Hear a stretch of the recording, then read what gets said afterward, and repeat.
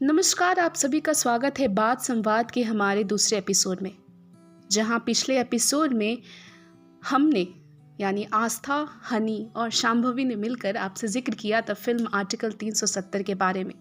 वहीं हम आ गए हैं हमारे नए एपिसोड के साथ, जहां हम बात कुछ अनोखी करने वाले हैं।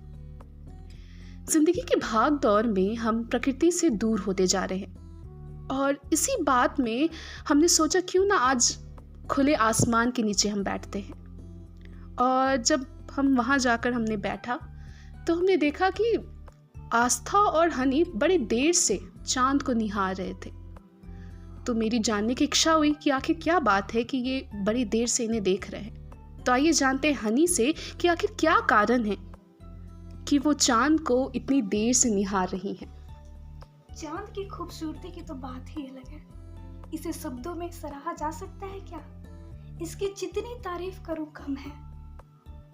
अब जब शब्द की बात हो रही है तो ऐसे बहुत सारे गाने हैं जिसमें चांद का जिक्र किया गया और उसकी खूबसूरती की बात की गई है। तो मैं हनी से जानना चाहूँगी कि आखिर उनका क्या मन पसंदीदा गाना है जिसमें चांद का जिक्र किया गया है।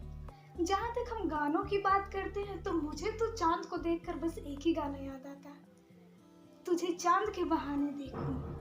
वाह, बहुत ही सुंदर गाना। अब जब गाने की बात हो ही गई है तो क्यों ना हम इस गाने को अपने दर्शकों को भी सुनाते हैं और खुद भी सुनते हैं। तुझे चांद के बहाने देखूं, ओ तुझे चांद के बहाने देखूं, तुझे चांद के बहाने देखूं, ओ तुझे चांद के बहाने देखूं। तू छत पर आजा गोरिये, तू छत पर आजा गोरिये, जिंद मेरिये। अभी छेड़ेंगे गली के सब लड़के, ओ अभी छेड़ेंगे गली के सब लड़के, के चांद मेरे छिप जाने दे, के चांद मेरे छिप जाने दे, जिंद मेरी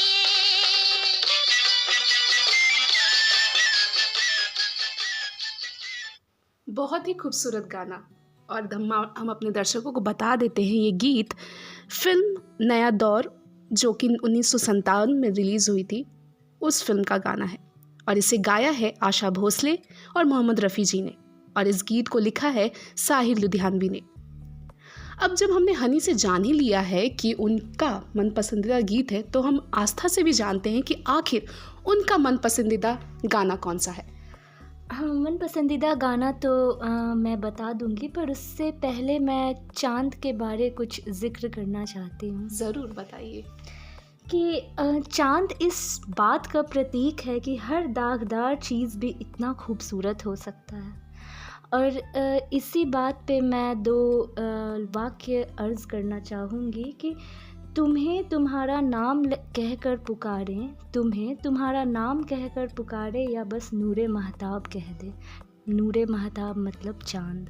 वाह। और रही बात मेरी मन पसंदीदा गाने की, तो चांद से जुड़ा हुआ मेरा पसंदीदा गाना है आजा सनम मधुर चांदनी में हम। खैर मेरी आवाज़ में क्या ही सुनना है, तो गाना सुन लीजिए।